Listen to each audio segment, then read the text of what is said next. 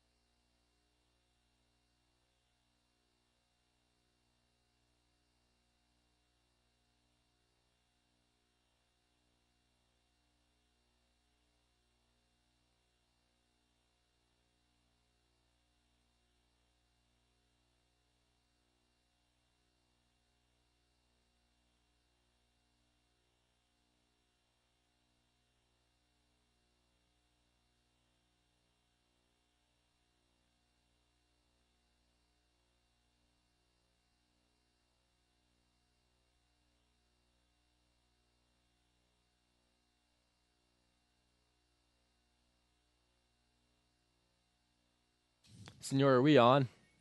Okay. All right.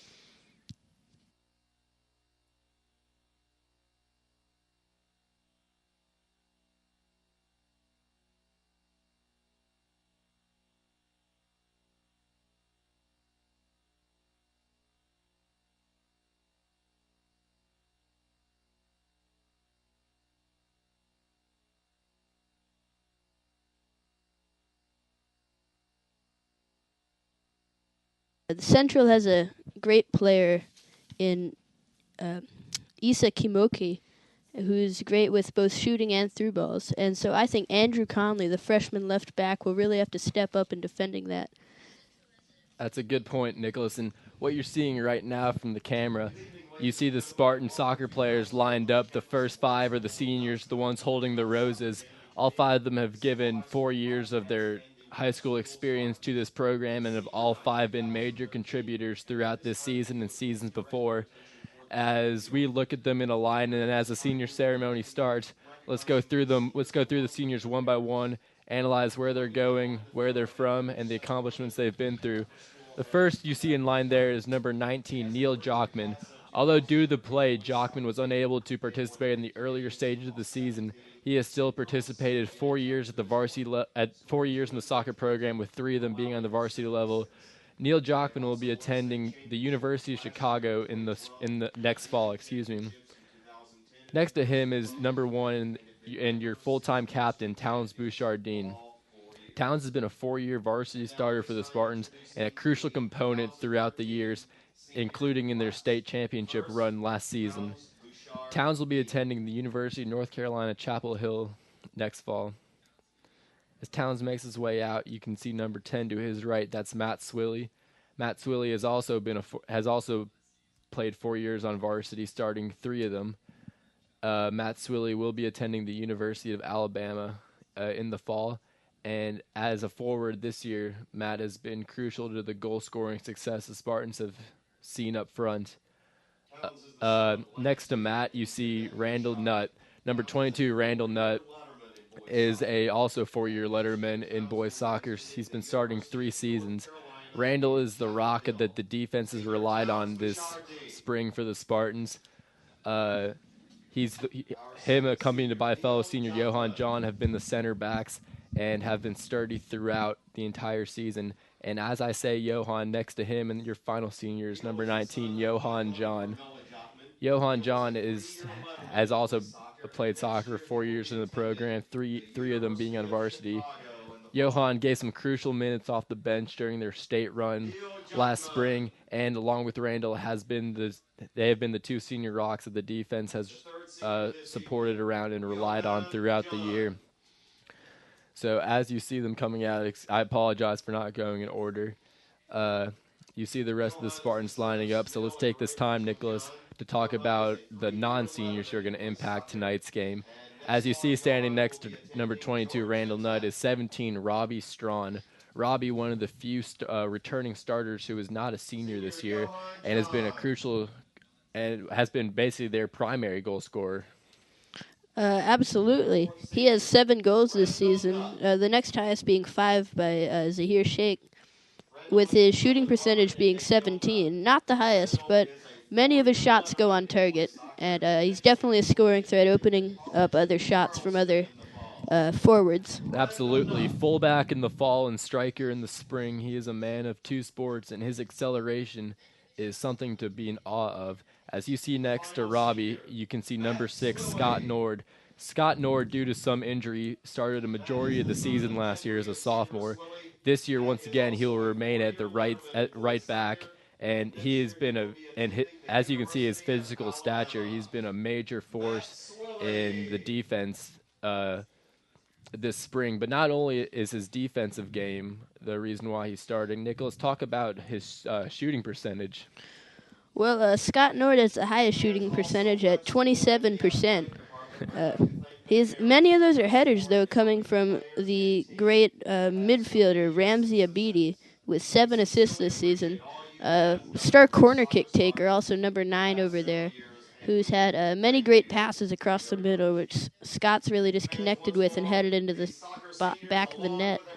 And Nicholas is only touching on it, but Ramsey's corner kick abilities he has truly mastered the art this spring as he places it right where it needs to be, and Scott does a great job of placement and being able to finish with the headers. And as Nicholas previously mentioned, the other 2 returning starters who are who are gonna have to step up throughout this game. As Nicholas said, number 9 Ramsey Abidi at left midfield with the senior Bouchardine and Jockman, but also is their keeper and our brother, number 00 Jackson Lansing. Jackson started for the varsity last year in last year's season as they made their state run. This year, Nicholas, how about you go over Jackson's stats? Well, Jackson comes in with 40 saves so far on the season, averaging 3.5 per game. He's only allowed 18 goals throughout this season, which is quite impressive. That's about goal and a half per game, which compared to the Central goalie, who has 66 saves, that may not seem extremely impressive, but he had one particularly stunning save while they were playing West over at West, which he landed awkwardly after stretching out and extending fully to knock it over the crossbar. A great shot by Avery Wong. And really, he's displayed a lot of valor and a lot of just great qualities throughout the season. I think agree. He's really stepped goalie. into some form of a leadership role. So although Johan and Randall are really the heart of the defense, Jackson stepped up as more of a general, directing them where to go. And while we're mentioning the defense, let's mention the 4th starter. That's their left back, sophomore Andrew Conley. This is his first season on varsity, and he's really acclimated nicely into the starting role. He's extremely fast, and it's a nice complement to the defense as you have more of the power back with Scott, and then you got more of the finesse and speed with Conley. And although you expect your defenders to be more on the tall and husky side, Andrew's performance this year has refuted any claims as he has really stepped up to the plate. He and Connor Jacobs, he doesn't start, but another freshman who isn't the tallest but has great amounts of speed. And really, you need, if you're going to be a successful team on defense, you need someone who can outrun those through balls and someone who can also just power through on corner kicks. Absolutely. And now let's talk about this freshman class. The freshmen on varsity consist of Connor Jacobs, Jeb Gary, Andrew Ross, and Kel Gameltoff. Now, those 4 freshmen have been playing soccer together since they've been from a very young age. And despite their lack of size, their finesse and the chemistry that they all have with one another, it's really fun to watch, actually. The balls that they play are always so precise, and they all seem to know where the other one is. And those 4 provide great bench minutes and give the starters a well-needed break.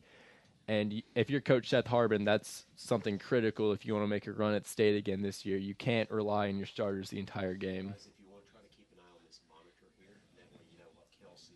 Well, absolutely.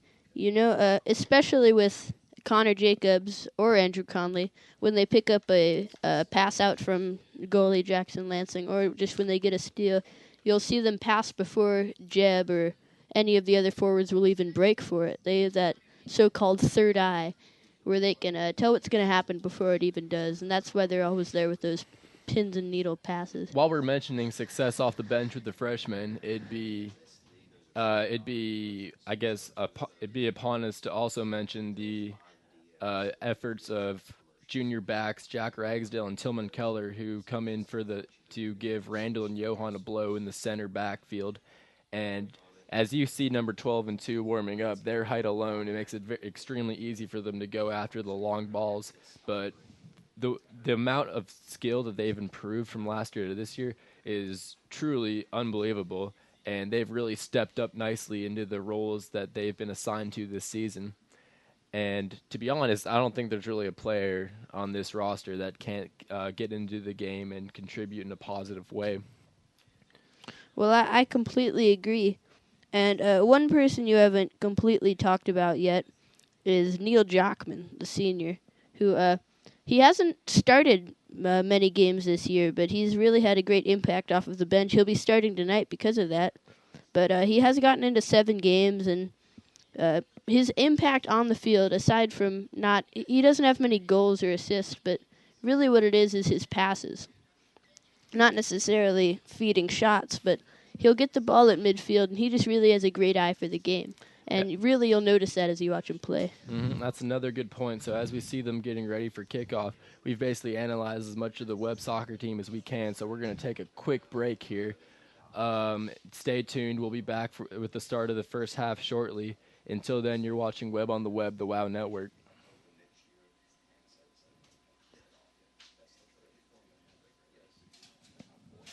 You're listening to Webb on the Web, the WOW Network, Spartan Athletics on the Internet.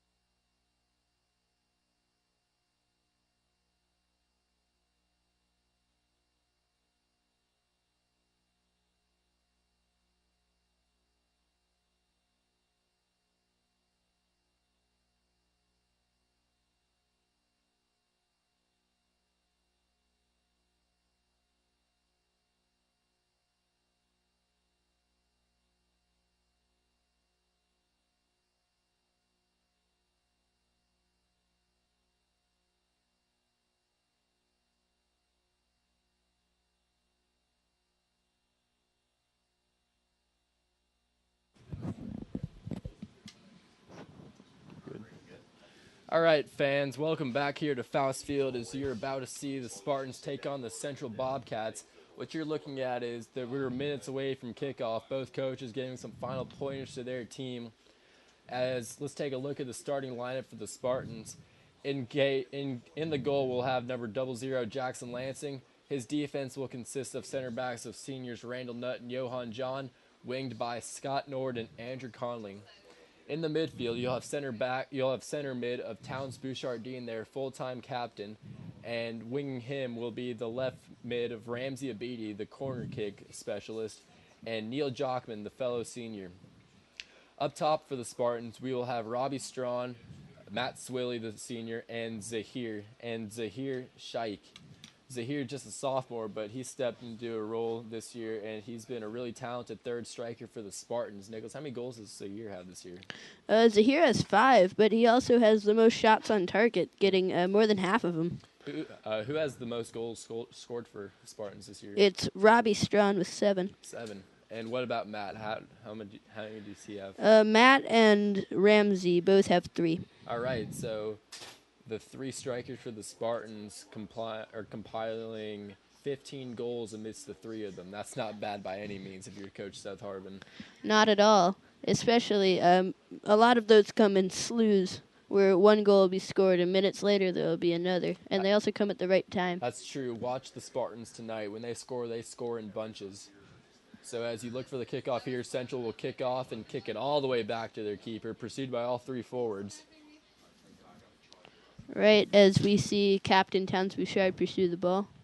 28, Tyler Edwardson passes it ahead, and Randall Nutt nicely gets his body behind it and plays it out. It's number 12, Brock Edders for the throw. Throws it in, nice 50-50 ball won by Jockman, but Central regains. And it looks like Central's attacking right from the get-go. With that back pass, I wasn't quite sure, but, well, they have 8 up on the offensive half. Right as you say that, Towns Bouchard with a nice steal and plays a beautiful ball as Zahir's going to win that chase. And right as I say that, the Central goalie, he comes out, and that's a nice heads-up play by him. If Zahir won that ball, there's going to be trouble for the Bobcats. Scott Nord chests it down to Bouchard-Dean. Bouchard crosses the field. Swilly heads it down to Ramsey. Ramsey playing a little two-man game with Swilly. And Corey Plant, the Central Bobcats keeper, comes out for another sliding of effort to force the corner kick. And now here we'll see Ramsey Abidi. Let's see if he can poke another one in the box, as there's number 6, Scott Nord, coming up into position. And you and I have both seen so many of these be put in the back of the net throughout the season. It's a good-looking ball and a little too flat down the line. Nord couldn't get there, but Swilly on the cleanup fields it, and he kicks it off of the foot of number 4 for the Bobcats, and it'll be a Spartan throw. Now, another good thing with these shorter throw-ins towards the goal is when you have players like Strawn and Nord, throws from them are basically as good as a corner kick or a indirect kick, as they can get it inside the box. And Robbie does that so frequently that it's almost crazy. As we see Scott get a great throw. Nice save there from Plant. Now, Plant is known to have a pretty decent foot, as we see a drop kick here, not going with a punt. It's an interesting technique. I've actually seen a lot of keepers use this spring. Webb keeper prefers just the classic punt, but Plant is obviously showing off the foot, and he has a foot to show off. Swilly brings it down nicely and passes over to Ramsey. Ramsey with a little fancy footwork, drops it to Bouchard-Dean. Bouchard-Dean plays it up the line to Zahir, drops nicely behind the Central defenders. Zahir trying to win possession, fighting in the corner, and plays it up the line, and the ref awards, I believe, what is going to be a foul against the Bobcats, and there'll be an incorrect kick for the Spartans. Or maybe a throw-in. It looks like it'll be a throw-in, excuse me. As we see another powerful throw-in from Scott Nord.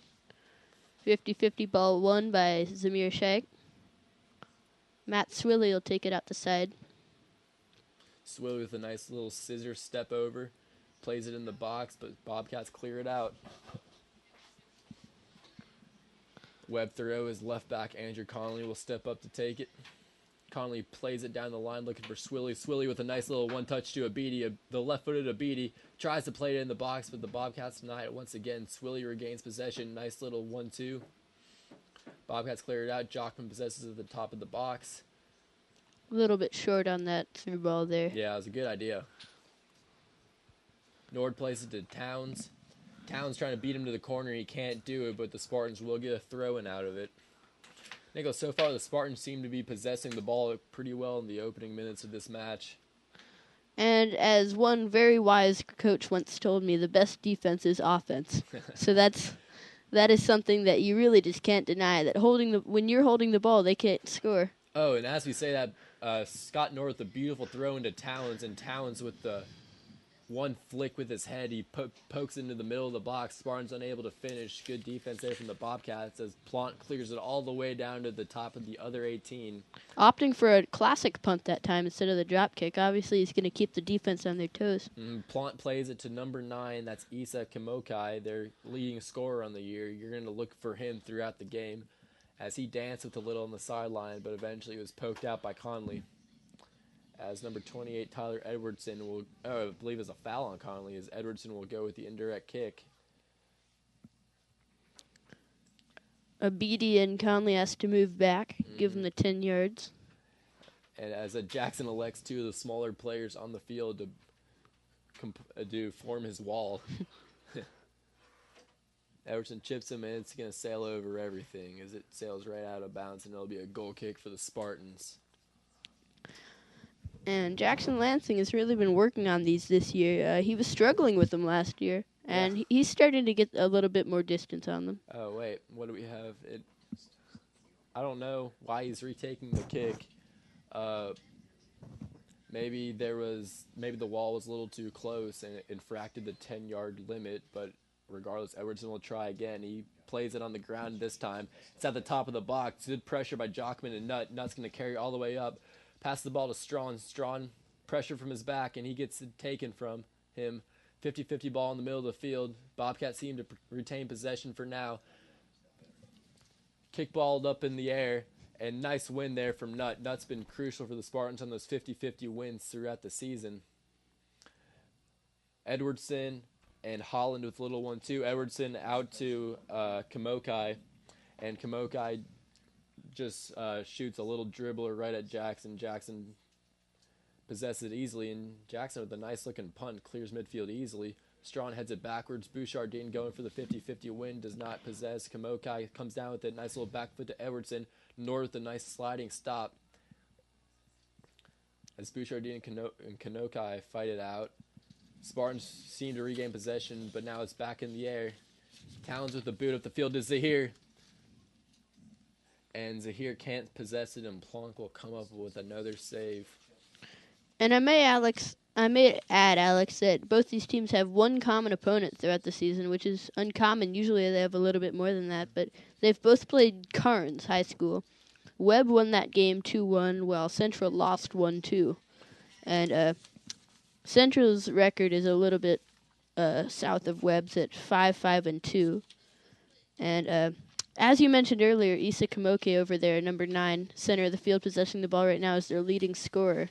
Watch for him to do some major damage to the Spartan defense. Yeah, and as you read those stats, the Spartans are a slight favorite in this game, but Central is by no means a team you can just take advantage of. You have to respect the talent that they have in players like Kamokai. And as you saw while Nicholas was reading off those statistics, Kamokai almost produced a fast break one-on-one opportunity for Central, but the Spartan defense shut it down at the last second. So Ramsey Beatty plays it over into the box, and Strawn gives chase just a step slow as Plonk comes out to get it. And we see the first sub warming up for the Spartans. It's number 8, Casper Gameltoff, a typical starter for the Spartans. A Beatty with almost an 8th assist on the season. And the Spartans will receive yet another throw close to the 18, as it looks like Strawn will take this one. Look for Strawn to play it right to the head of number 7, Zahir Shaikh. And you'll see Scott Nord come up to take the header as well. And we may later in the game see Tillman Keller and Jack Ragsdale, who are also major factors in the header. With a short throw compared to many of his other ones, Matt Swilly can barely not come up with the ball. Looks like it'll be a Ramsey Abidi corner kick. Yeah, so the short throw ends up being a little more fortuitous than the Spartans had anticipated. Ramsey will get another go at the corner as Nord goes in. That's a nice looking ball. Zahir goes with the header, barely misses it. Towns settles at the top of the box. It's up in the air. Anyone's ball. And the Bobcats force it out nicely. Goes off of Matt Swilly, and it'll be a Central throw-in. Central with the first sub of the game, as they are sending in number 17, Isam Abid, and he will replace number 4 for the Bobcats.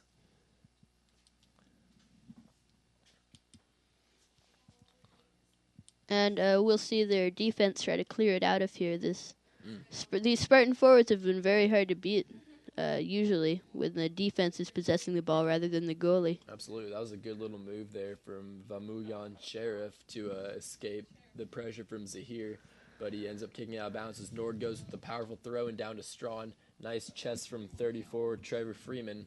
Ball playing down the corner. Strawn tries to save it, and he does. Zahir tries to step to it, but he's blocked out by Sheriff. As we see Casper Gameltoff come up to the line to await a substitution. Ball's in the air. Nice win by Johan. Johan flicks it back into Bobcat territory. Bobcats flick it right back, and now it's Nutt versus Kamokai. Smart play there by Nutt just to take the ball out and kick the ball out and live to fight another couple minutes here. especially with Kamokai's speed. You're much rather going to prefer a throw-in to Absolutely. a one-on-one No, opportunity. that was a real heads-up play from the senior, just to take the throw-in and not try to chance it. As the throw-in goes straight to keeper Jackson Lansing, Jackson will allow his attack to get up and then punt it across the midfield once again. Nice flick there from Strong with the header. Central Bobcat defender misses it.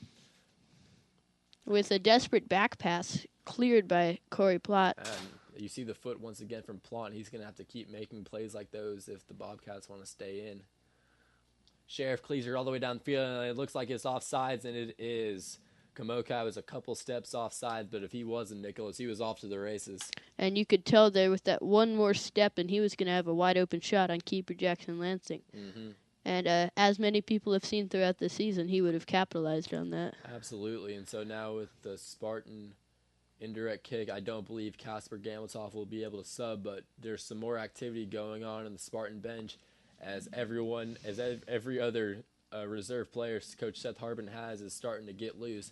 This is typical from Coach Seth Harbin. When he subs, he likes to sub in bulk and expect around the 25th or 22nd, anywhere from the 25th to the 22nd minute for everyone he has on his bench to go in and give some of the starters a blow. When they do come in, expect Towns, Bouchardine, and Robbie Strawn, and either Randall Nutter or Johan John to remain in the game. Absolutely. And you will for sure see the effect that subbing 7 reserves in at a time will have on this game. Mm-hmm. Because as many basketball coaches have seen, fresh legs make a big difference late in a game. Absolutely. And, sometimes it might have some form of side effects along with that, because all 7 of them are still getting acclimated to the play of the game, so it might hurt you at some point, but their fresh legs do make up for it, and this team coming off the bench has been so consistent. As Strong with a massive throw, and it goes right into the heart of the 6. Scheich heads it out, and Abidi unable to settle and put it into the box, but the Spartans will be awarded with another throw, and as Scott Nord will take this one, trying to put one right there where Ramsey Abidi is the top of the 6. North a nice throw. Bouchardine flicks it in, and it looked like one of the Central players kicked it back to the keeper, I believe, which, if it was the case and it was intentional, it should be a foul and a free kick for the Spartans, but the ref deemed it accidental, and the clear continues. Edwardson with some nice footwork. The newly substituted Gameltoff with beautiful little flick out to Nord. Nord flubs the kick a little bit, and it's okay, though. The Spartans recovered. Bouchardine plays it upfield to Strong with a nice flick to Swilly. Swilly beats one defender. Going to beat 2 with a left-footed shot, and he just chips the crossbar. If it was football, that would be 3 points. But it will result in a goal kick for the Bobcats. And going back to that one play, we saw Noah Walton with a little kick back. And I don't think that it was intentional, in which case would not be a penalty, but the goalie did use his hands, which is not allowed if you're passing it back from your own teammate. And if that had been called, that would have resulted in a penalty kick, which, considering the talent in the forwards on this Spartan team, would have most likely resulted in a goal. Absolutely. As Bobcats play up the line, left back Andrew Connolly deems to let it go to Randall Nutt. Nutt loses it for a second, but he backtracks, and there's a foul called on the play, I believe. It almost looks... Yeah, okay. No, it's on Central, as I can't see the number, but there was a push on Randall Nutt, and the Spartans will get the kick. And we've seen many of these kicks be turned into great scoring opportunities. This one, a low-line drive just over Gameltoff's head. Swilly will try to get it with some fancy footwork, but it'll end up going back to Andrew Conley. Spartans doing a nice job of spreading the field with their accurate passing. And just as I say that, Bouchardine turns it over. But the Spartans backtrack, and there seems to be some contact, and the ref blows it dead. It'll be another free kick or another indirect kick for the Spartans. Another opportunity here for Randall Nutt, as we see 3 new subs lining up.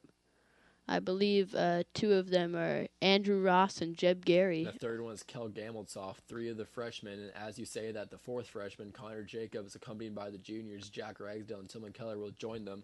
So right at the 25th minute, Coach Seth Harbin is subbing. And it's interesting to see who he's going to leave in here. You have to assume he'll leave in Bouchardine and Strawn.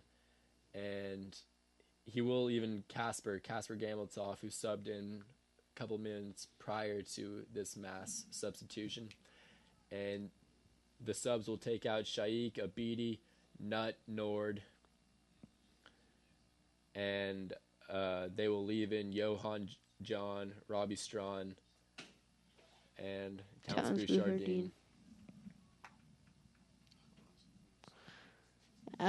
Right. And they also they left in Casper Gameltoff, brother of Kel Gameltoff, the player who was recently subbed in.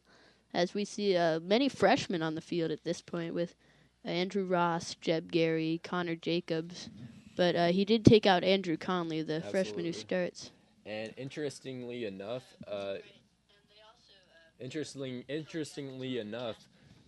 Coach Seth Harbin has not had this kind of depth with his freshman class since the seniors you see this year, being with Towns and Matt and Randall and Johan. And so you can almost kind of see a new wave of talent coming in for the Spartans, as you have Connor Jacobs in the replacing Andrew Conley at left back, with Andrew Ross, Jeb Gary in the midfield, and Kel Gameltoff up top. So we'll see if the freshmen can get any offensive production going and break the deadlock. As Plant once again shows off his foot, goal kick goes almost to the midfield line. Gary fighting for the ball, Central possesses and kicks it out of bounds. It'll be a throw-in for the Spartans.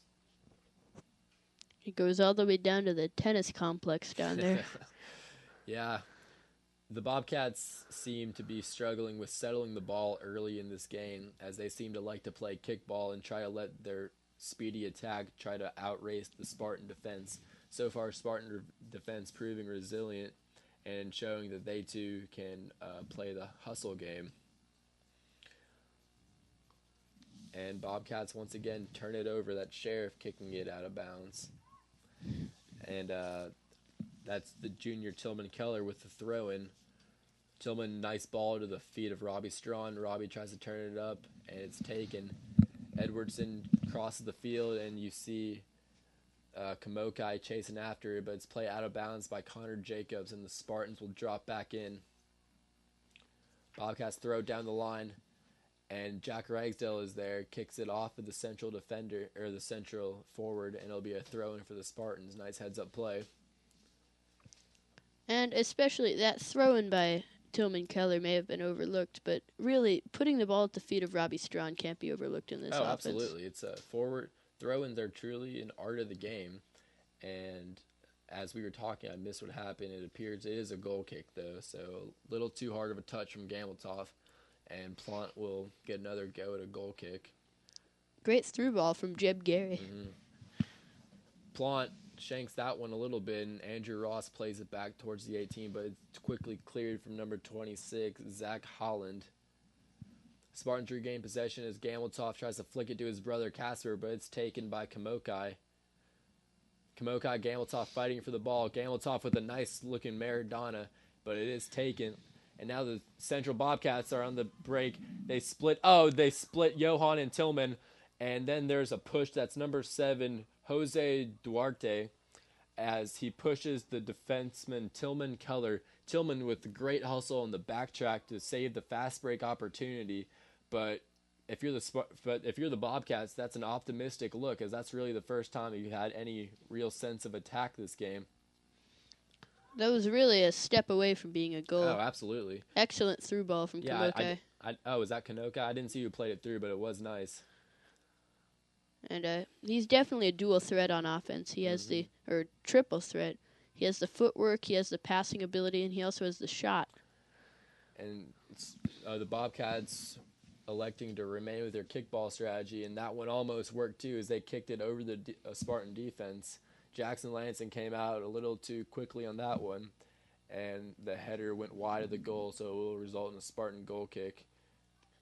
Lansing plays it to the side to Jacobs, and now it's taken from him by the Central defense. Kamokai now in the box. He's dangerous, and a hard-looking shot, but a good save by Lansing. Lansing with a throw-in to Bouchardine. Bouchardine with space. Plays it to Gameltoff. Good sell from Gameltoff. And he tries to chip it over to Ross. Good looking ball as Andrew Ross settles in the corner. He plays it back to Bouchardine at the corner of the 18. He plays it across to the other side of Gameltoff. That's Casper. And Casper flicks it into Strawn. And Strawn heads it barely over. But that was beautiful ball movement there from the Spartans. Every single pass was just beautiful. From the point where Jackson Lansing had that great throw to Towns Bouchardine. But Towns' ball movement on that was especially great. Yeah, the movement of the Spartan team as a whole this entire year has been one of their major components of success in terms of goal scoring. The Bobcats getting their first real legitimate shot as Kanokai drove a hard one into Lansing. If you're down there, you almost want to feel like he should cross the ball in the middle, but he did show us he does have the foot and the power to strike it. And Spartans fighting for the ball. They do not regain possession. It'll be a Bobcat throw. Sheriff to take it. As we'll see Sheriff edge up to the line here. The throw is intercepted by Jeb Gary. Be a fight for the ball. And we'll see star forward Robbie Strawn with a shot. Rebound Andrew Ross for the chase, but Plot will be too quick for him. That was a nice looking ball from Andrew Ross, crossing the field to Robbie Strawn to give him the open look. Strawn a little far out, but it was still a hard rip, and he's made it from there before. As Strawn regains the ball and tries to play it through to Gameltoff, a little too strong, and Plant will once again come up with it. Nicholas Plant being very active in the early stages of this game. This is definitely a battle of two good keepers, with Plot having the excellent foot and ability, and Jackson Lansing with the great reflexes and hands. We'll see who's the better man in this one. Yeah. Bouchardine and Gary and Ross with a nice little triangular movement. Bouchardine tries to thread the needle to Strawn. It's not there, but the Spartans possess. Gameltoff with the nice little footwork plays down to Ross. Now Ross back up to Casper Gameltoff. Casper with a rip, and it goes once again to Plants. Plant has number 4 open here on the near side, and he sees him, and he's going to send him.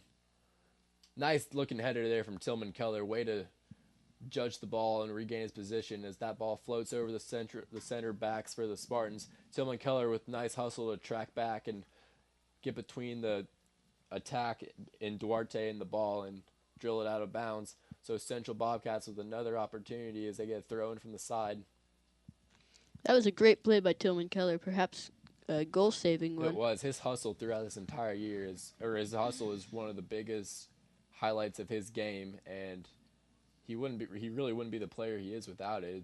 It's a really all coaches tell their players to hustle, but there's only the few who really exhibit it on the field, and Tillman is one of those players, so it's a compliment to him. As we'll see 3 new players come on the field, original starters and seniors, Neil Jockman, Matt Swilly, and Randall Nutt, on for Robbie Strawn, Casper Gameltoff, and Johan John. Robbie and Johan, 2 of the players who were left on the field from the starting lineup, and Casper, who was subbed in early. And Matt Swilly gets a look at the goal. He cuts it back into the middle, and it is cleared out. And I believe it'll be a corner kick that's awarded. It will be. Nicholas, it almost looks like Matt thought he was offsides because he hesitated a little bit, but he did have an open look at the goal. Or perhaps he thought that if he took one more dribble, he wouldn't have as good of an angle. I think he was going to try to cut back there. Yeah, but he had a right-footed shot right there. It was, I don't know what happened to the Central defense, but they broke down, and there was nothing between him and the goal. And Andrew Ross will take the corner kick. A nice kick, and Randall Nutt just misses the header over, but that was beautiful placement, and there was no one guarding number 22, the senior Nutt. He just headed the ball over the crossbar. Well, it's hard to know who to defend when you have Randall Nutt, Jack Ragsdale, Tillman Keller, and Towns Bouchardine all in the box at once. And even though he missed, that's an optimistic look for the Spartans, as if you can keep doing that all night long, eventually one's gonna poke through. As Gary wins the goal kick, and Central will once again kick it out of bounds on Spartan's side of the field. Jacobs with the throw-in down the line to Kell. Kell foots it back across the midline, and it'll be a Bobcat throw-in. And the Bobcats haven't been especially fortunate off their own throw-ins this game. The Spartans have been defending them well. Absolutely. The Spartans have very good discipline in terms of the small aspects of the game. As Bouchardine clears it out from any potential danger threats from the top of the 18, and it'll be another throw-in. Goes to the middle to Ryan Holland. as Holland plays it back, and the Bobcats will drop it all the way back to their side of the field. Now that's good ball movement from the Bobcats. And nice hustle from Jockman to get a heel on to force it out and force another throw in. And we'll see Connor Jacobs out to defend. Short freshman. Nice header there from Jack Ragsdale, using his height to his advantage to leap over the attackman who's between him and the ball and poke it back out. Send into Jackson Lansing, who makes a relatively easy save. Another throw to Keller. Keller with a beautiful looking through ball to Ross, cut off by Holland. Keller picks it up again though to Swilly in the middle. Swilly cuts back to his left with the shot. Nice left-footed shot, but it is saved by Plant. And Matt Swilly's had a couple of those looks where he'll take a back pass with his back to the goal, fake one way, turn the other, and just take a blind shot with his bad foot. Yeah, but to have that kind of strike with his off foot from on top of the D practically, it's really a compliment to his game. And if he gets close enough, he can really be a danger with either foot. So now Central, once again in the Spartan territory, they drop it back to Sheriff. Sheriff to switch fields as he's looking for, that's not Duarte, that's number 11, Mohammed Al-Jumaili. And it'll be booted out from Jacobs as that one rolls down to the tennis complex. And it'll be another throw-in for the Bobcats. Nicholas, the Bobcats looking a little more offensively potent here in the winding down stages of the first half. Absolutely. It looks like they're looking forward to that halftime when they can rest. And, it's hard to notice that they're not playing the 7 subs that Webb's playing. They're playing maybe two or three subs along with their starters. Yeah, and that's a good point. And as you mentioned subs, around 10 minutes or 12 minutes or 11 minutes, expect Seth Harbin to send in the starters he pulled out in the 25th minute, as once again his bench proving, I'm not trying to jinx it, but they did prove durable as always. And with that being said, it'll be a corner kick. Yes, it'll be a corner kick for the Bobcats, their first one of this game. Let's see if they can do something with this. Interesting formation is they have all their players lined on the perimeter of the Spartan defense. No one really in the middle of the box. They're going to send them in, obviously. But with the height the Spartans have, I doubt they're going to be winning any 50-50 balls. And a high floating kick. And the Bobcats do leap over Jockman. But number 19, Michael Roth, heads it far wide of the post, and it'll be a goal kick for the Spartans. And the Spartans have practiced that corner kick defense a lot. Oh, absolutely.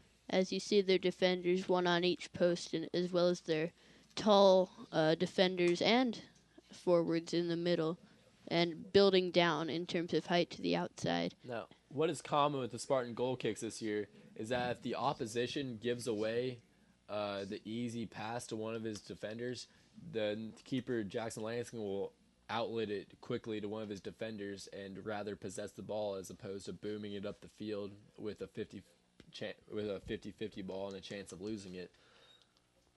And it'll be another throw in deep in Bobcat territory as halfback Connor Jacobs passes into Gary, who gives it right back to him. Jacobs with a nice cut move and a left foot into the box. Played away but settled by Ross. Bouchardini with a nice job of splitting the offense and making them commit. And now Kamokai will be fighting for ball against Ragsdale and Keller. Nice back heel, but it's shut down by Ragsdale. Bouchardine sealing him and fighting for it, and a nice ball up line. It'll go straight to Edwardson, though. Bouchardine backtracks, and he'll possess the ball. Tries to play a through ball, and it's a nice through ball, too. Plant reads it. It was a little too hard, but that was a nice left-footed through ball to Shaik. There have been a couple of those in this game for both teams, where Shaik and Kamoke on Webb and Central, respectively, have just been inches short of getting to the ball before the keeper and burying it in the back of the net. And Bouchardine, another good job showing his defensive assertiveness as he plays it up to Andrew Ross. Andrew Ross tries to play it in the middle. Swilly took a dive. I don't know if it was pushed or not, but either way, there was no call. And in the 10th minute, the Spartans will resub their starters as Jacobs, Ragsdale, Keller, Gary, and Ross will head back to the bench. Nice 12 or 13 minutes from them, and it's a really good job and a nice way to give their starters a breather. And when they come in the game, they're not just place fillers, and they're not just a way to stall until Mr. Harbin can sub his starters back in. They're really offensively and defensively potent players. And as we say that, Ramsey Abidi, the corner kick man, comes back in, boots one into 6, unable to be turned into anything by the Spartans, but it will be kicked far out by the Bobcats, and the left halfback Conley, who has re-entered, will take the throw. And we saw one more corner kick turn out unsuccessful for the Spartans, although you can tell they're getting pretty close. Absolutely.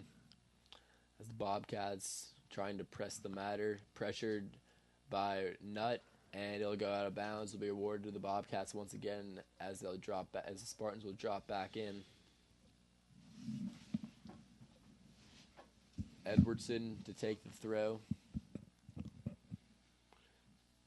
Spartans marking up, as we mentioned, on the throw, and they're leaving no target uncovered, making it difficult for the Bobcats to get an easy look as Nutt wins the 50-50 header and Jockman will settle.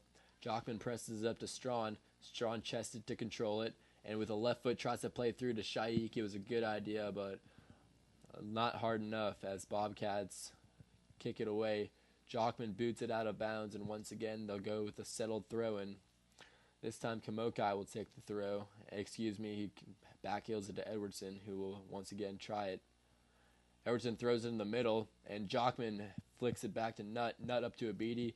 Nice job by the Spartans to prevent the offensive threat as Abidi passes it into a Central player and is trying to get it back. Bouchardine once again with the settle, and with a left-footed ball, beautiful-looking ball to Jockman. Jockman pressing cage. Bouchardine now fighting for it. It was a nice-looking play there from Asim Abid, even though he took a fall, and Asim Abid is still down as Bouchardine gave him a somewhat hard but still legal hip check as he played him from the side, and Abid is up now, but he's still obviously in some form of pain, and he will be subbed off as number 10, Vamuan Sheriff, will re-enter the game. Which is a little bit of a shame for Central. He's been a pretty big influence on this game. In fact, both number 7 teams, Robbie Strawn and Abid, have had a big influence. Absolutely. As Gameltoff looks set to re-enter in the remaining 7 minutes, maybe his fresh legs will provide the spark that the Spartans need offensively to break the tie. Jockman to Abidi with a nice-looking ball to Bouchardine. Bouchardine plays it up to Swilly. Swilly with a nice-looking cutback, back to his left foot, and he takes it again. Saved there by Plant. Or further out than typically thought upon to be a good shot, but he still has the range and the power to connect with those as Jockman plays it back in, and Plant will once again pick it up. He's had a busy half, Nicholas. He definitely has, as he's stopped not one but 3 left-footed shots from Matt Swilly, and a couple of headers, a couple of near misses, and we've seen him switch between that drop kick and the punt, as well as the throw, which Jackson Lansing opts to use much more, like you said, where if he's in transition, he'll pick up the rolling shot and immediately throw it out to one of his left or right backs, who will then start a fast break. Bobcats on the strike. Bobcats on the offensive gain as number 12, Brock Edders, with some nice footwork and some close touches, takes it up and passes it over to Jose Duarte. Duarte looking for the cross, but he was unable to get it, but it will result in a Bobcat corner kick as Sheriff was going to take the kick. This is only their second corner kick of the game. Look for the more lofty kick. Spartans with not as much height as they had the last corner kick, but I still feel rather confident in their abilities, and it comes straight into the box. Number 4 for the Bobcats gets to it first, but he heads it way off of the goal. Really no chance of it going in. And so with 5 minutes left in this first half, it'll be another goal kick for the Spartans. So what you're seeing here is the Bobcats still aren't pressing the side, so Lansing's going to look for Nutt there over to the side. And as I say that, Duarte is going to lean over, so it looks like he's just going to rely on his foot and boot it upfield, and that he does. Nice-looking goal kick, almost clears midfield. Brought down by Edders, but taken by Shaikh. Shaikh to switch the field to Bouchardine. Bouchardine has Nord on his wing, but he plays it up line to Swilly. Nice looking play from Holland to step in and head the ball away. And now another kickball move. Duarte's on the attack. Nice job there by John and Nutt to recover and get themselves between the attack and the goaltender. The Spartans regain possession, and Bouchardine pokes it across the field. And we saw Kamoki unleash one of his more rapid shots of the night, and we saw Nutt block it with his back, a great team move. Mm-hmm. Yeah, Nutt's physicality this year has never been questioned, as he leads the team with 5 yellow cards this season. Not to say Nutt is a dirty player. He is very clean. Sometimes he gets a little more physical than the rest like. And what we have here, it looks like Jackson Lansing, when he went out for the ball, Andrew Conley got called for a hip check, and it's going to be an indirect kick inside the box, I believe. You don't see that a whole lot. So it was not hard enough of a foul to result in a penalty kick where you have one shooter versus the goalie. So the Spartans will be able to set up a wall, but it's definitely the best offensive chance the Bobcats have received all night, as Sheriff will take the kick. It has to touch someone before it goes in the net. And what we may see is number 5 come up and just put a little bit of force under the ball so that their big shooters can come through and take a shot. I think you might exactly be right. It looks like either Holland or Sheriff is going to come up and tap it, and they're going to elect for a strike into the net as opposed to a little chip in ahead. And Sheriff goes with a strike, and it's deflected by a Spartan defender. Barely goes off the crossbar. Lansing just gets some fingertips on it. That could have been dangerous. Ball's cleared out, and it's still settled by Holland. Spartans not out of the deep end yet. Gamble's possessing. Nice little flick to Bouchardine. Bouchardine plays it upfield, settled by Sheriff, and it'll be out of bounds. A throw-in for the Spartans. That could have been a lot worse. That really could have, as we saw. That ball had a decent chance of going in if Jackson Lansing hadn't gotten his fingertips to it. Those are the hardest ones to stop, because when the ball initially left his foot, it was going into the back left part of the post, which is what the keeper's first read is, and deflected off of the Spartan defender and changed course. So nice heads-up play by the entire defense to adjust. Now the Spartans pressing the matter offensively. Conley steps in and plays the ball a little too hard for Swilly, and it'll be another goal kick awarded for the Bobcats. As we approach added time here, which in high school soccer commences as soon as the clock strikes the 2-minute point. Gambletov tries to play it into Strawn. Holland a little too aggressive, misses the kick, but Edwardson's there to back him up as he booms it past midfield. Nutt once again wins the header, plays it to Conley. Conley upfield to Abidi and Gambletov, who are both fighting for it. But number 5, that's Ryan Holland, ends up winning it, and it'll result in a central throw-in.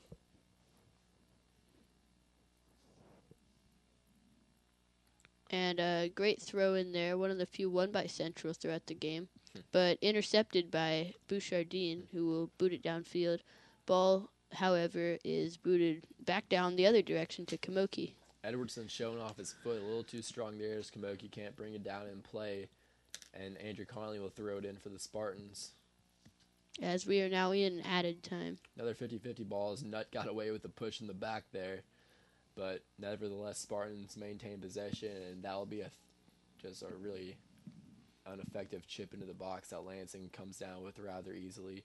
Nord being pressured by Duarte. Nice looking ball up the line. Strawn was a little out of position as he was coming back to help Nord, but Strawn not giving up easily, and they're going to flag him with a push in the back. But that's a great effort there from Strawn to refuse to let the ball go out of bounds for the goal kick. As he was coming back to help Nord, he underestimated Nord's ability to place it over his head, but good backtrack as you saw his acceleration and speed. As we'll see a BD press the goal here.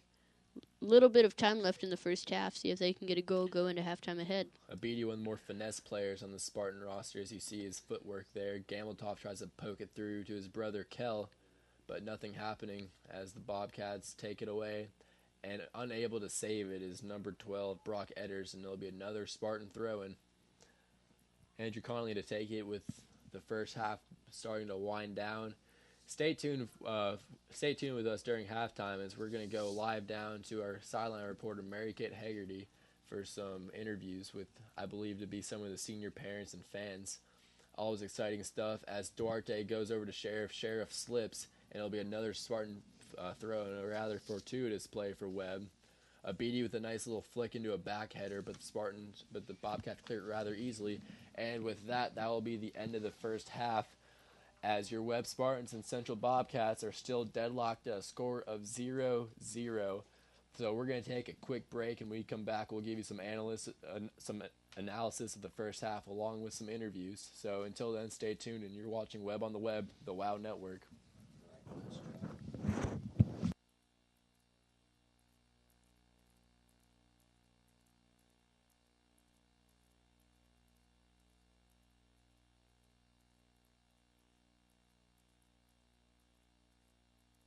If you want to pass and run like the Spartans, then pass up the fast food and run into the shrimp docks, serving lunch daily from 11 to 3. With stores in Bearden and Farragut, you get your choice of the fish, oyster, or the famous shrimp po' boys. Also, grab some scallops, crab legs, lobster, oysters, shrimp, and the only fresh fish in K-Town to take home for dinner. So stay warm in the winter with Captain Paul's chowders and bisques, stay healthy and lower cholesterol with fresh fish, and enjoy at the shrimp dock.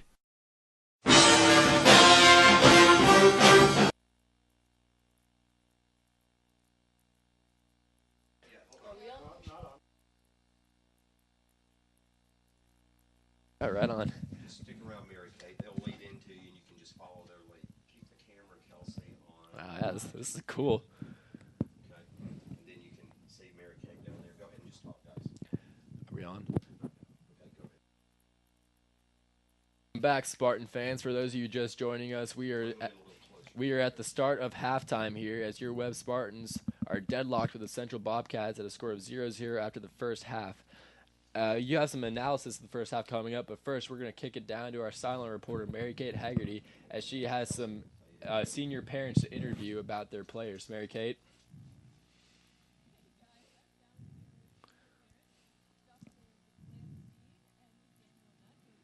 Guys, how does she sound? Alex, how does she sound?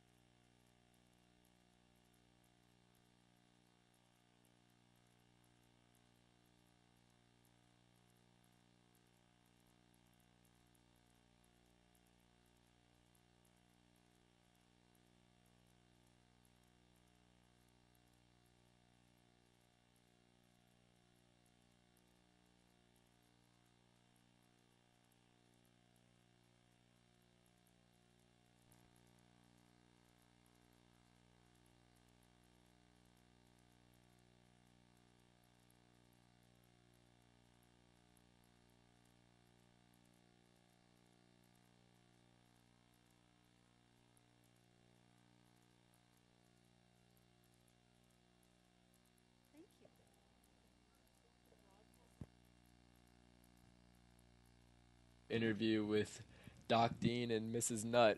And so with that, we're going to take another quick break, expect some analysis of the first half and what to expect in the second half coming up next. Till then, you're watching Webb on the Web, the WOW Network.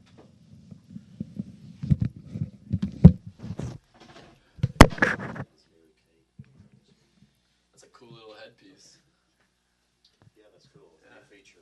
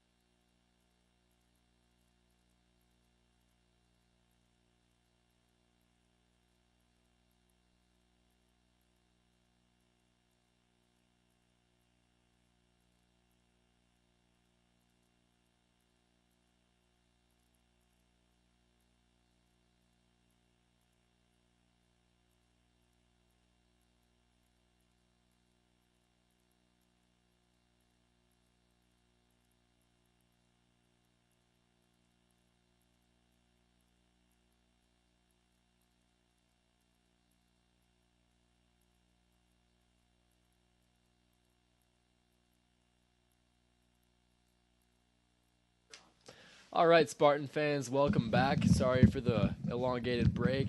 As you see, both teams retaking the field about to start the second half. For those of you just joining us, the score is at 0-0 as both teams fought hard in the first half. Nicholas, although the score is deadlocked at zeros, it did look like the Spartans were in a little more command than the Bobcats were offensively. Absolutely. As we saw, the Spartans have multiple corner kicks, somewhere around 6 compared to the Central's only 2. Although they weren't able to capitalize on some of them, they did get very close. Absolutely, and along with more offensive opportunities, they did seem to have better possession of the ball when they did have it and more fluent movements. This being said, you have to credit the Bobcat defense for remaining strong and clearing the ball out when necessary. And right as I say that, the Spartans once again flick it back into the middle as Ramsey Beatty comes close to a scoring opportunity. He was feet from the goal as Shaikh, Strawn, and Abidi had a nice little triangular game working there. Abidi just unable to finish with the tough placement. Bobcats kick it out of bounds. There was a foul in the play, and Abidi will take the indirect kick. He's going to try to place it right over the heads of Strawn at the top of the box. A little strong and too much of a line drive for Strawn to get there, and Plonk with yet another save. And he's definitely been padding his stats today. Yeah, and he got all his foot around that one as he drop kicked it almost to the edge of the opposite 18.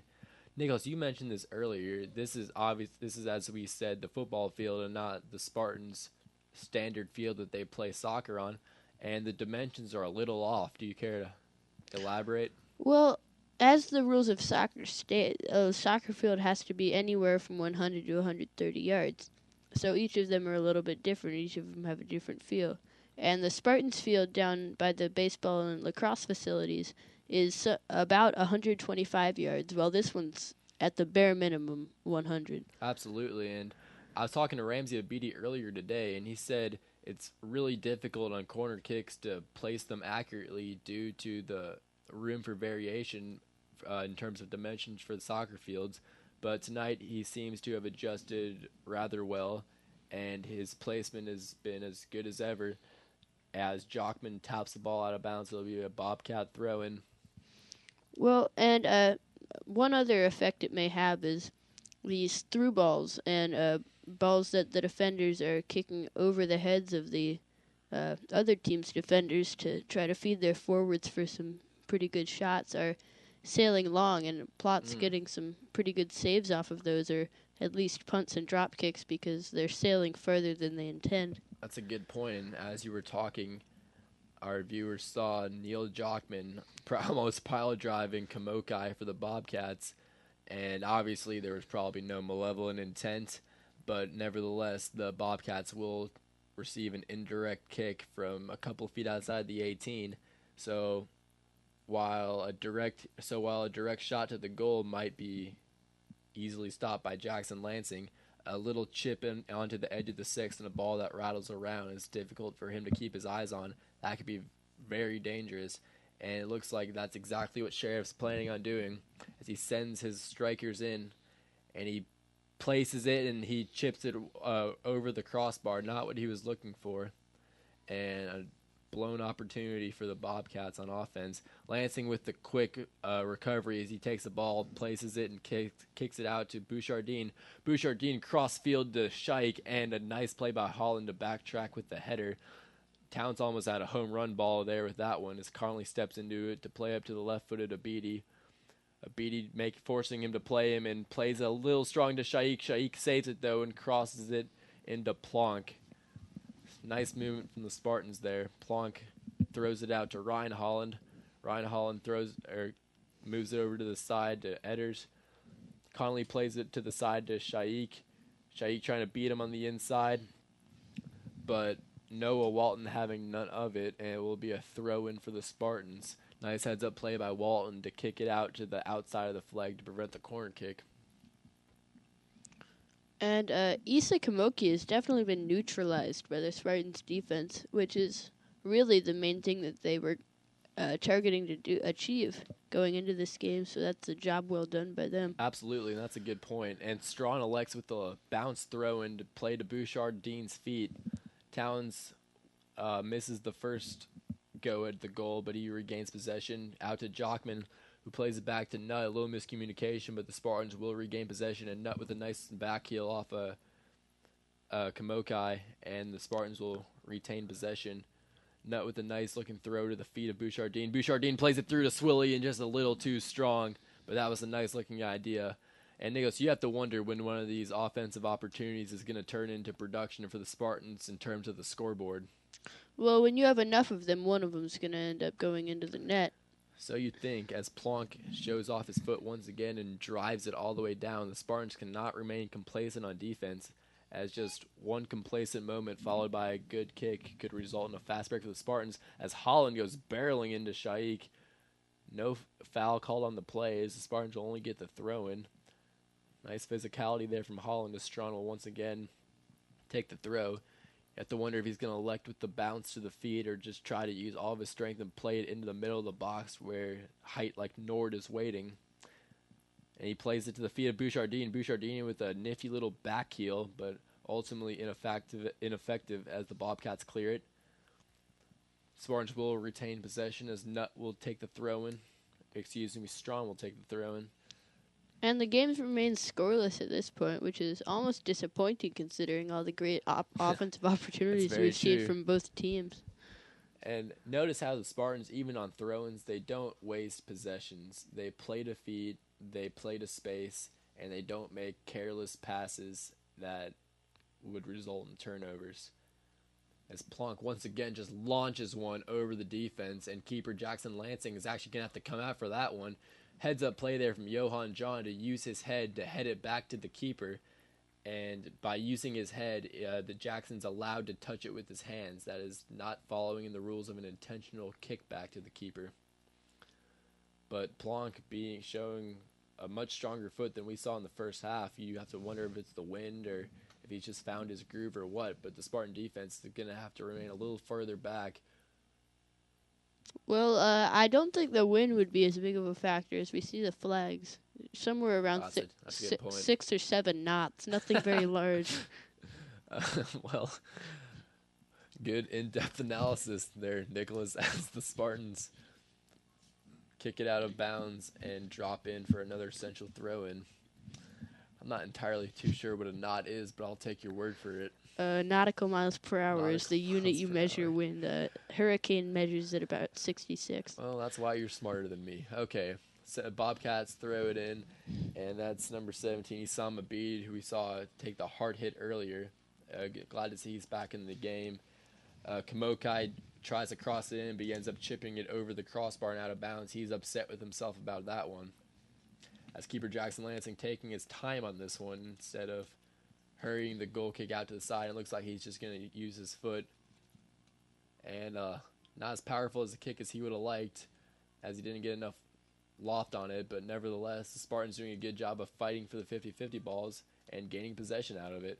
Strawn using his speed to burn on the outside. He's going to try to play back in the box, and it was deflected. Okay, nice looking play there from Strawn. Nice hustle to not only win the ball, but then beat his defender down the sideline and force the corner kick.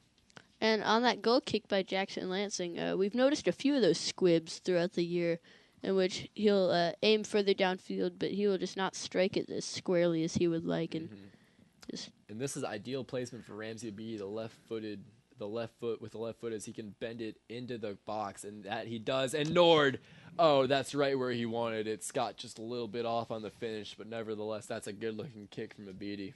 And that the corner kicks from Ramsey Abidi this year definitely resemble those from Syed Dill last year.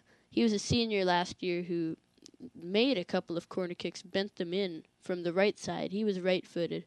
But many people have said that Ramsey and Syed were very, very similar. And really, if you saw both of them play, you'd be surprised. It's very true, as Plonk once again launches a goal kick past midfield. Jockman with a diving header to win the 50-50 ball. And Andrew Conley steps up, and he intercepts the pass. And Jockman tries to play it in the box. The Swilly Plonk will step up once again and he's going to launch one, and Johan John smartly retreating as Plonk sends it down the field again. Randall Nutt tries to step in, and he wins it, but it ends up going backwards. Oh, and that is Kamokai once again with what he feels like was a wasted opportunity, as he had some open space, but he rushed the shot a little too hard, and there's really no contest there from Jackson Lansing. He knew that thing was going wide as soon as it left the foot. With this, Casper Gameltoff will come back into the game for Neil Jockman, the first sub of the half. As Lansing sends a goal kick. That one's looking a lot better. Bounces over midfield. Won initially by the Bobcats, but Bouchardine with a nice hustle sends it up the line to Strawn. Strawn trying to beat them, but Holland steps in, and it will be a Spartan throw-in. And one thing you may not be able to see on your screen at home, but when Plonk drop kicks the ball, when he drops it on the ground before booting it to the other half of the field, there's no spin placed on the ball, whereas when he punts it, there's backspin. And maybe he uses that when placing his ball. Oh, as you see there, Robbie Strawn's throwing drew Plonk out of the net, but Shaik and Swilly unable to finish as to their credit, the Central Bobcats defense was packed in, and it was a little bit jumbled, but still a good-looking opportunity for the Spartans as John intercepts the kickballed pass, as it appears that both him and Nutt have assimilated to the Bobcat style of play and are really starting to shut down those long passes. Nevertheless, though, it will be a Bobcats throw-in as number 13, Noah Walton, will take the throw. Coach Harbin starting to warm up his subs again as we enter the 29th minute. Look for them around the 25th minute as we saw them in the first half.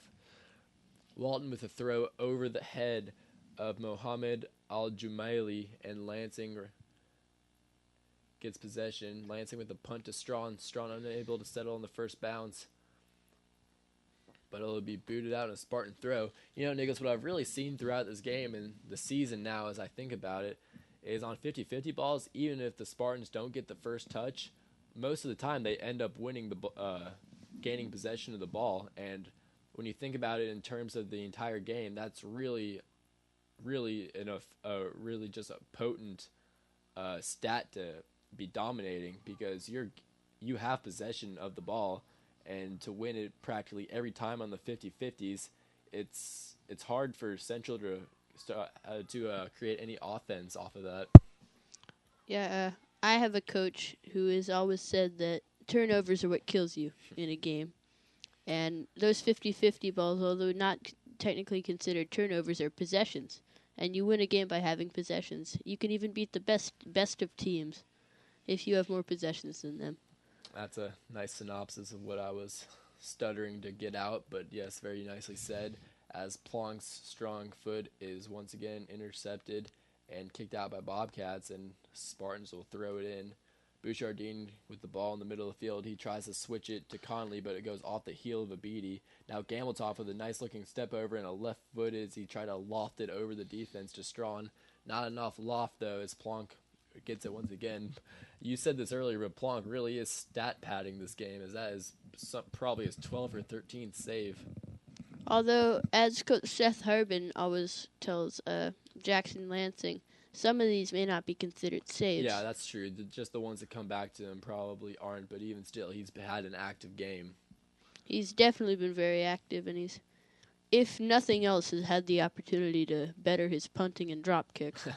Yeah, we've seen his punting progress throughout the game, and Bouchardine with a nice-looking cross that no Spartan really went for, and it just goes wide of the left post, and Plonk once again will attempt the goal kick.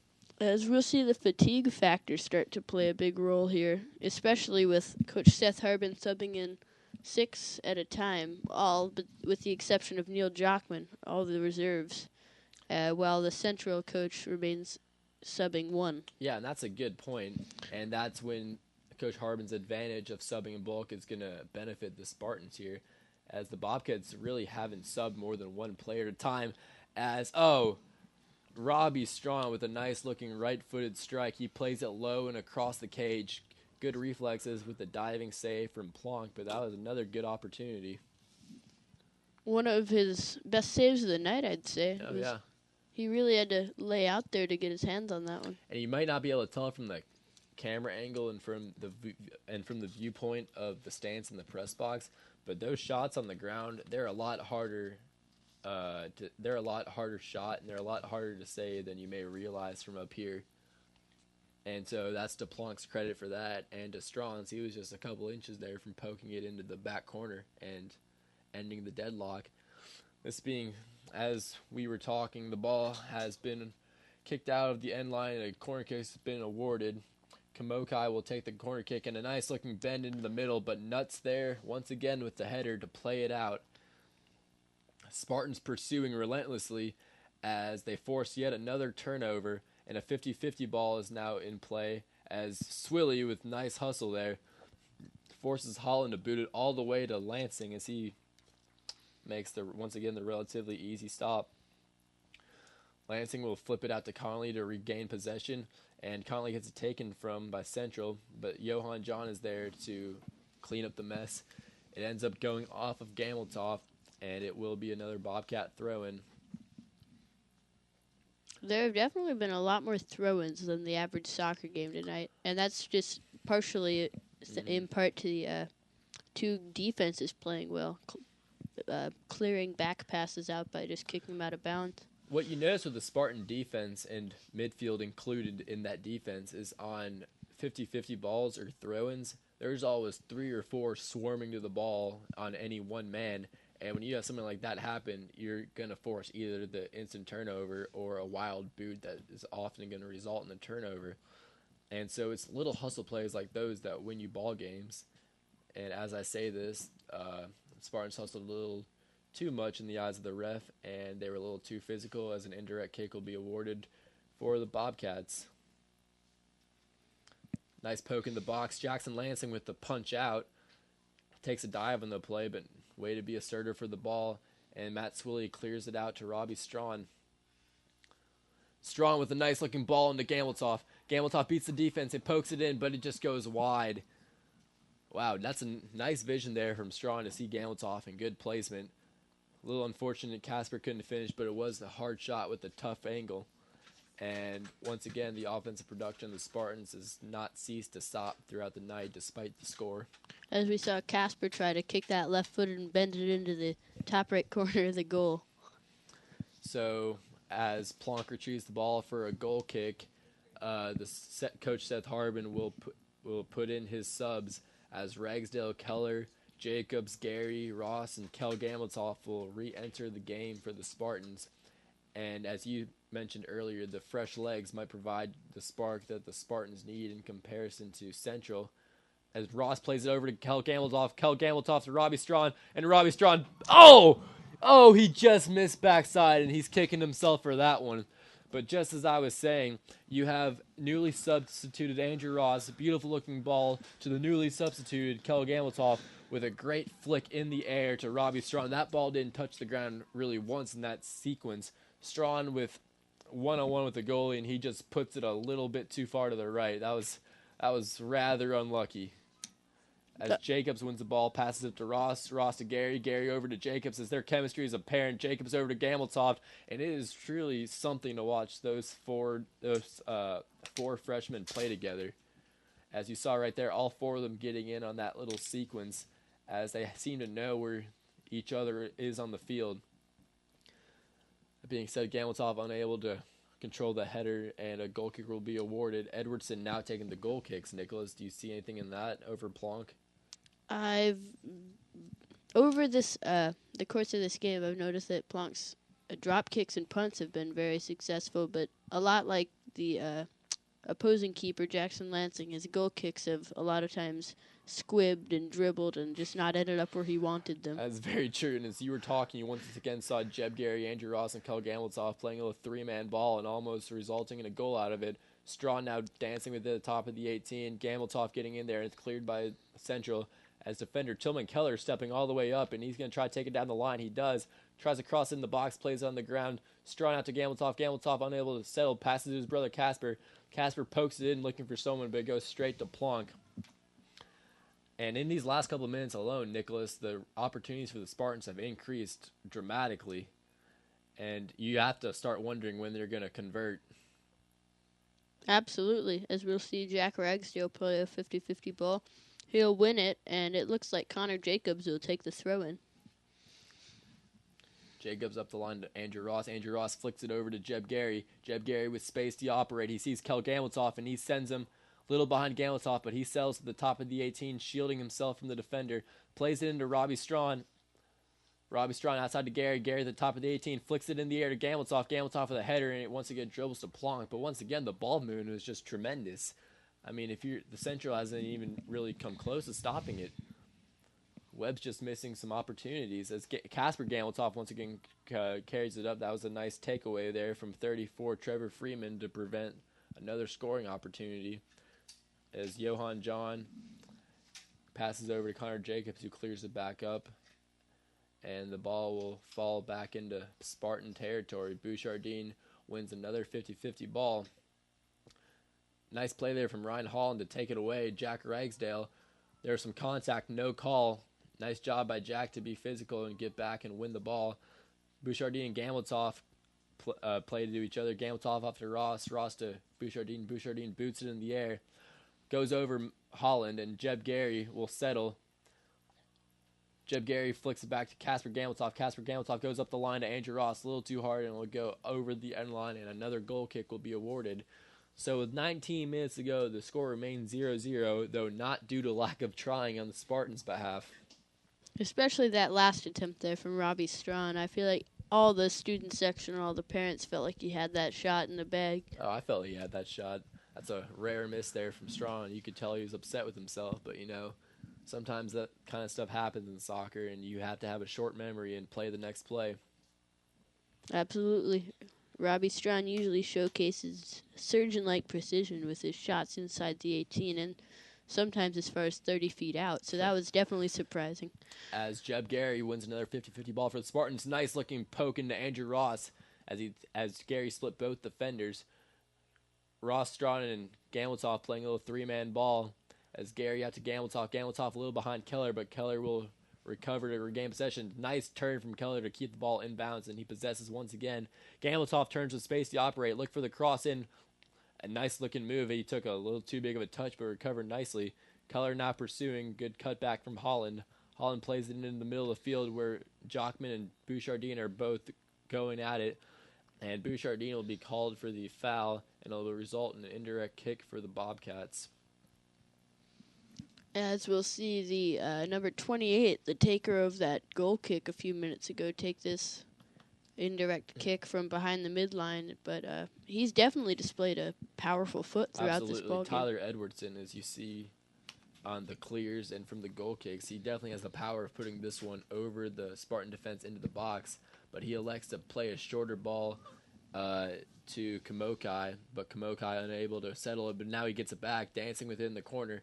Jacobs doing a nice job defending. Kamokai with some fancy footwork as he gets to the edge and crosses into the box, but it's going to go off the head of Jack Ragsdale. Nice heads-up play as it'll now result in a corner kick for the Bobcats. That was an impressive display of footwork there from Kamokai. And it looks like Central is going to bring a lot of their players forward. Obviously, they've practiced these corner kicks a lot because they have a play that we've seen throughout this game where they keep all their players outside of the 18 and have intricate paths that intertwine. Yeah, as you said as a second ago, the Bobcats are not the favorite in this game, so if they could pull off an upset, it would be pretty big for them.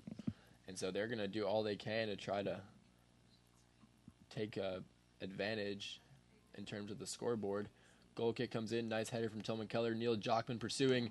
Nice job by Neil there to not give up on it and block the shot with his thigh, and he is hurting. That was a bit of a stinger. He'll be fine, but nice there. Nice physical play from Jockman as he's awarded by the applause from the crowd. That's the kind of stuff you like to see in these games. Especially from a senior like Neil. Absolutely.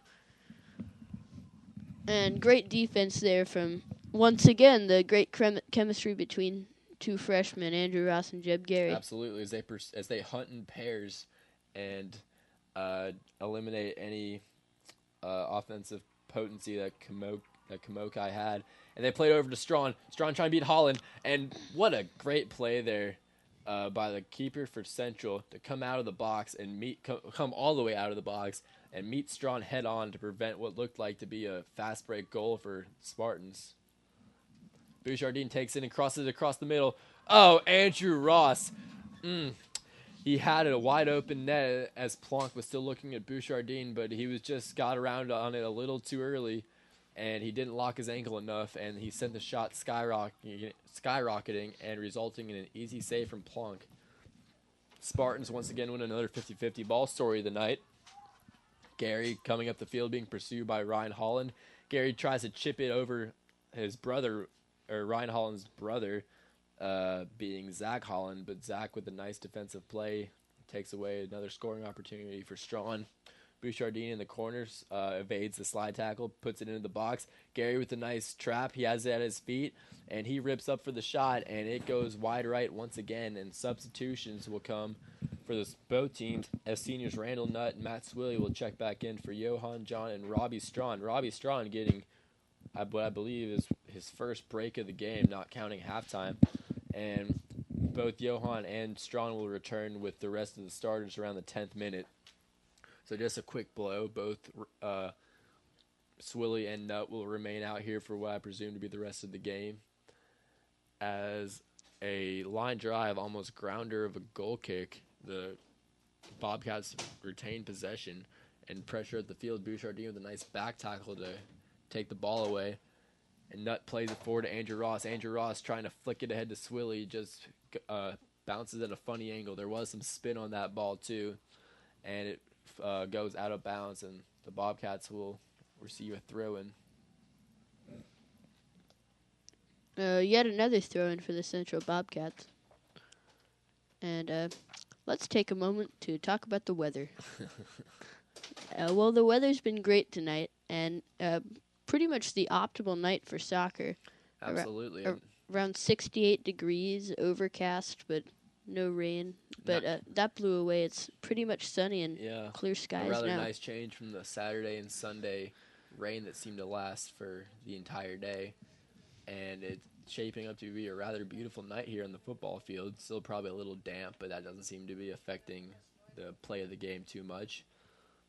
As Tillman Keller steps in with a throw-in for the Spartans, it will go off of Gambletoft, and the Bobcats will gain possession. Nice-looking throw-in there from Walton, and the ball will roll all the way across the end line, and a goal kick will be the resulting factor. As Lansing seems to be trying to hurry up quickly, he sees Jacobs, and he baits number 4 from Central into coming up, and now he will boot it. Nice-looking kick there from Jackson as he plays it over Jockman to Ross. Ross with a nice-looking header that Jeb Gary just misses. As good step there from Connor Jacobs as he plays the ball over the defender, over Sheriff for the Bobcats, and will result in a Spartan throw. A nice step there from Jacobs as he not only took away possession, but also caused a throw-in opportunity that the Spartans have been so successful on. Jacobs, again, even though he's a couple heads smaller, wins the header. Jacobs, due to his size, is an extremely technical player, and you'd really love to see him out there. His speed and finesse make him a fun player to watch. And as the game winds down now, with close to 12 minutes left, we're going to see both teams start to press a little bit more than they otherwise would. As Sheriff throws it in, and it's kicked by Sama Bede. Randall Nutt with an over-the-top header, as you've seen from him the entire season. Penalty on the Bobcats, and Bouchardine tried to quickly play the ball, but the ref having none of it as it's back a tad further, so Nutt will try to play the ball into that group of Spartans over on the right side of the 18. Bouchardine giving him the thumbs up, and Nutt plays it straight to Towns. Towns with a nice-looking back heel to put it into the box. A little too strong for Campbell-Toft to get there, but that was still a really cool-looking play. Yeah, Towns has definitely utilized his heels a lot this game. He's had a couple of nice speeds and passes off of the back of his feet. The equivalent of a no-look pass in basketball. That's definitely to your advantage when you're trying to get a defender off of you. And you have to wonder if after all these saves, Plonk's foot's getting a little tired, or whether or not it is, because his last couple of goal kicks have been relatively closer to the ground and not nearly with as much distance. as Jackson Lansing boots it across. Oh, and he boots it across midfield for the punt. Spartans regain possession, and the shot goes just wide of the post. That seems to be the story of the night for the Spartans offensively. And so yet another goal kick for the Bobcats. Or, excuse me, I believe it's a corner. Must have deflected off someone. This being said, the set coach Harbin has decided that it's time for his starters to come back in the game. He's given them about a 15-minute rest, and now he's expecting 10 hustle-filled solid minutes from them and to try to end the deadlock and win this game on senior night. Ramsey Abidi pokes it in, and there seems that the ref was not ready for play to resume when Ramsey kicked it, and so he'll get another go at it. Fortunate for Ramsey is the Bobcats headed that corner kick away relatively easily. And as you mentioned earlier, this is the less advantageous side for him to take a corner kick from, as he is left-footed, as he'll try to bend it away from the goal. Nice looking job there, and Swilly gets in front of the keeper, and he's just that was Strawn. Strawn got in front of the keeper, and he got his head on the ball, but he just did not have the angle to put it in the cage, as he just went a little wide. Randall with a sliding play, and there was offsides called on Strawn. I didn't see that's not offsides. I don't know what that call was, but nevertheless, it will result in an indirect kick for the Bobcats. Plonk, the keeper, coming all the way up to take it. Looks like they're going to try to press the matter and place it over the heads of Plonk. First time we really seen all night that they've played to possess. And a handball called on Ramsey Beatty, as it was. It was unintentional, but a handball nonetheless. Sheriff will line up for the indirect. And let's see if Sheriff plays the feet or plays it in the air. Looks like he plays in the air as he's trying to switch fields. Nice accuracy, as that's Duarte who can't come up with it. Bouchardine counters and he sends his own cross as Zahir Shaikh tries to settle it, plays to Abidi in the middle. Abidi with a nice ball to Shaikh, but it's intercepted there by Sheriff. As we'll see, Andrew Conley, one of the more intimidating figures of the Spartan soccer team, take the throw-in. And I say that in all seriousness. Although he may be one of the smaller bodies, he's definitely he has the mentality of a speeding train when he's coming at you. That's a good way of putting it.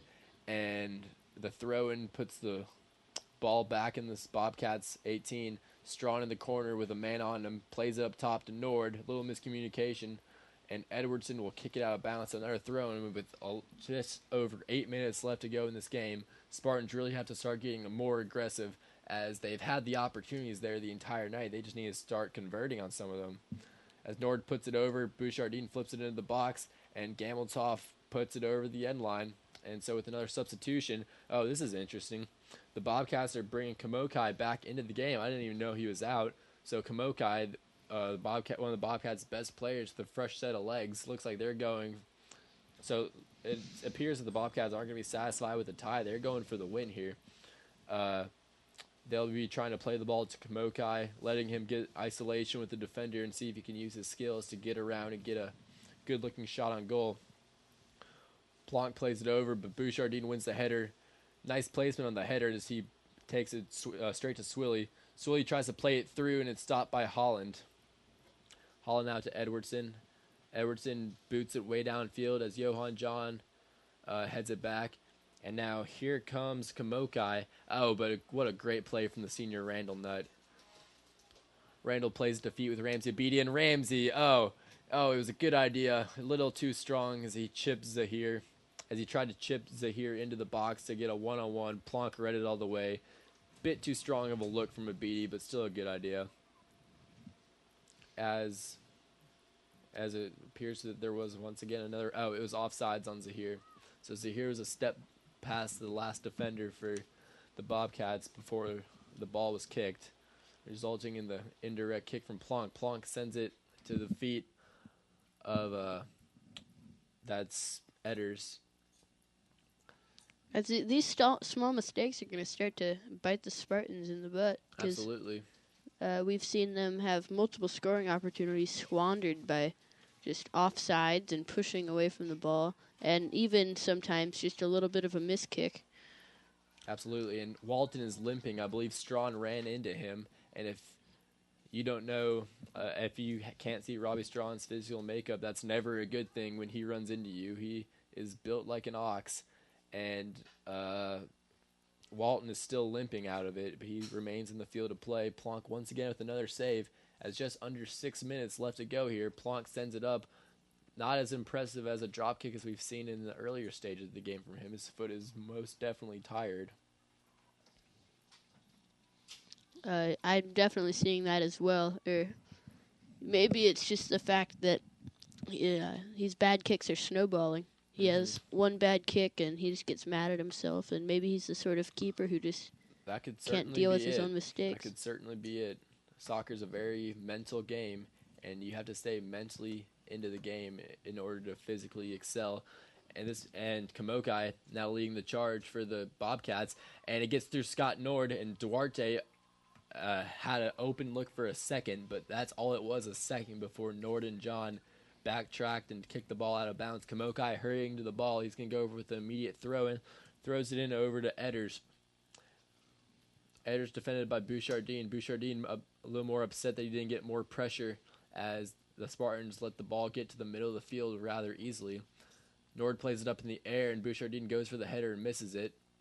Bouchardine and Duarte pushing, and it is called against Duarte as the Spartans will get the indirect. You can tell that the seniors for the Spartans are not going to be, or do not want to settle for a tie here on senior night.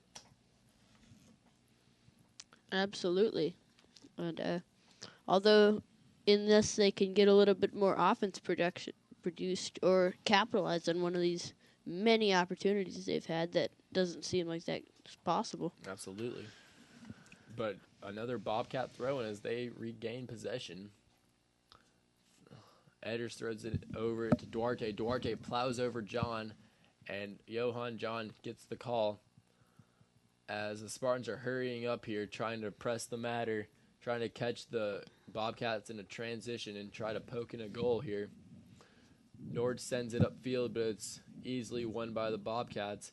John flips it, heads it back, and Nutt pursuing as Duarte's pursuing it for Bobcats. It goes off of Duarte's foot, and a foul is going to be called on the Bobcats, and a delay of game call is almost going to be called as number 11, Mohamed Al-Jumeli, kicked the ball away from the field of play, and that's just a rather unsportsmanlike thing to do in this game. Swilly comes down with the ball, and Swilly with a long, almost desperation rip. He kicks it through the uprights, but once again, this is soccer, so the score will remain 0-0, and Plonk gets another goal kick. And Plonk's definitely, the goal kicks have been plentiful for him, and he's definitely had the practice. As we've seen, his goal kicks have needed a little bit of touching up, which Absolutely. he's had the time to do tonight. As Nord charges in with the header, and he flips it upfield to Strawn. Strawn volleys to Abidi, and Abidi gets it taken from him, but now Strawn's going there, and Swilly shoots, and it just misses again. Oh, you just have to ask yourself how many close misses the Spartans can take in one game. They've had 5 shots skim the uprights and crossbar. That's with just over 2 minutes to go. You could see the frustration in the Spartan defense as they thought that one was it. And it seems like we're going to start to see some desperation through balls and passes, and especially chips trying to get the strikers one last good opportunity. Absolutely. Nord plays it upfield. Ramsey tries to settle. It goes off the central defender, but he saves it. Nord with a nice step in. Plays in the middle of the field where Holland will take it. Plays it up the line to Duarte. Duarte plays it to Johan John, who muffs the kick a little bit, but it goes off the Duarte, and the Spartans will get the throw. And so with just under 2 minutes to go, the Spartans are going to have to really press the matter offensively now if they want to win this game. And you can see Coach Seth Harbin running after the ball to try to get the quick throw in and save some time, and that he does. Nice arm there from Seth as Scott Nord will take the throw and throws it up the line to Strawn. Strawn to Gameltoff. Gameltoff flips it up to Swilly. Nice step in by Holland. Holland plays it up the line to Kamokai. And there will be foul called on Nutt, and an indirect kick will be awarded for the Bobcats. Now the Bobcats with a striking opportunity. So even though they haven't had a whole lot of success on the offensive front this game, it just takes one. They played to Kamokai, and Johan John deflects it out of bounds, but it will be a corner kick for them, or for the Bobcats. And what a disappointing senior night this would be if they let in a goal kick here, or a corner kick goal here, and when they've clearly been dominating the game on the offensive front. So the Spartans cannot get complacent defensively as Kamokai sends it in, a nice-looking ball. Good step in by Gameltoff. Duarte goes for the shot. Gameltoff still putting his body in front of the goal. Edwardson with an open look, but he floats it high. Nord poking out of the box. Nutt continues to volley it upfield, and it'll go off the Central defenders as Andrew Conley throws it up the line to Matt Swilly. Matt Swilly surrounded by Bobcat defenders as Boucher. Oh, and that's the game. So although the Spartans did dominate on the offensive front, your final score is the Central Bobcats 0, your Webb Spartans 0. So although the seniors on the Spartans did come away with a win, at least it wasn't a loss. It was a tie. It was a hard-fought game. Good athletic plays on both ends. Some misopportune plays for the Spartans.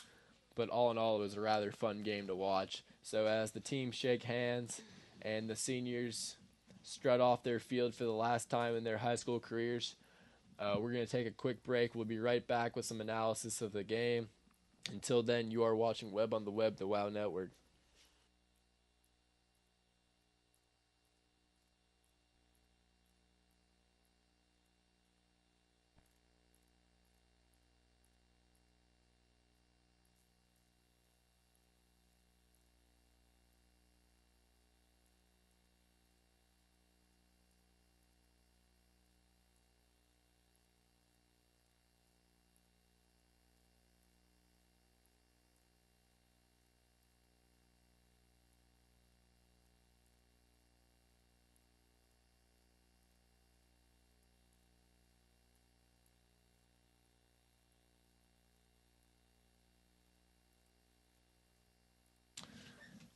So welcome back, Spartan fans.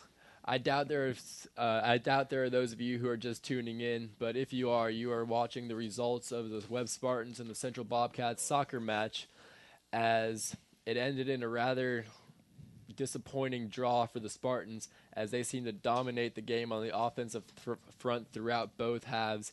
Nicholas, why is the game tied?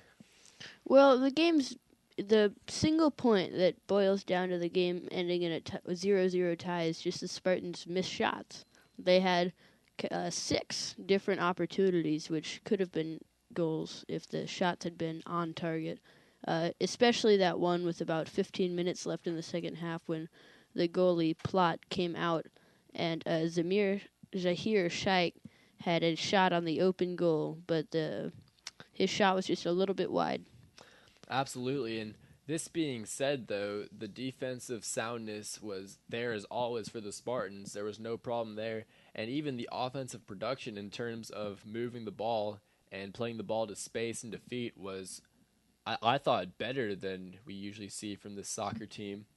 And so while it is rather disappointing that they couldn't convert on the offensive front in terms of goals, you have to look at some of the upsides if you're coach Seth Harbin, and his team was moving the ball really well, and they were playing as one unit instead of 11 individuals. So although they couldn't capitalize this game, needless to say, those opportunities aren't missed often by them. And so going into the playoffs and as the season wraps up, you have to look at the positives that the Spartans showed tonight, and they're showing a promising way of returning to the state title game once again to try to defend their title gained last year. Nicholas, what about the Bobcats? Who were their stars tonight? Well, I mean, obviously it was Kamoki, number 9, who had a couple of wonderful through balls and great crosses. But I think the main star was the goalie, who was Corey Plant. And although not having many saves, as you may say, he had many stops on through balls and just balls that were rolling in, and his kicks definitely improved throughout the night. That's true, and though as you highlighted upon it, he didn't get whole lot of technical saves because a save is a legitimate shot off the foot of a opponent that has a chance of going in. He did get many balls kicked back to him, and his foot has got to be exhausted by now. He did a good job of keeping the Bobcats, in the game. One play in particular I remember is when Robbie Strawn had a fast break opportunity as he won a 50-50 ball, and there was really nothing between him and the goal, and Plant came all the way outside of the 18 to meet him and put his foot on the ball before Strong could get control and boot it out of bounds. And so you really have to give some props where credit is. You really have to give some credit where credit is due. And the Bobcats, although they were not nearly as offensively sound as the Spartans were, they still played a very fundamentally executed game. And I bet they're happy with the 0-0 tie, to be honest. Nicholas, give me your player of the game for the Spartans. My player of the game for the Spartans tonight would be, I would have to say Ramsey Abidi, with those great corner kicks and just all-around great play on both defense and offense. Well, there you have it, folks. Ramsey Abidi is your Spartan soccer player of the game. Ramsey being a big component of the Spartan success throughout the season, and they're going to need to rely on him heavily as they go deeper and deeper in the postseason. So, with this Central game wrapping up, the Spartans will take on Lenoir City on May 1st, and at 6:45, that will be at Lenoir City, as this was senior night for the Spartans.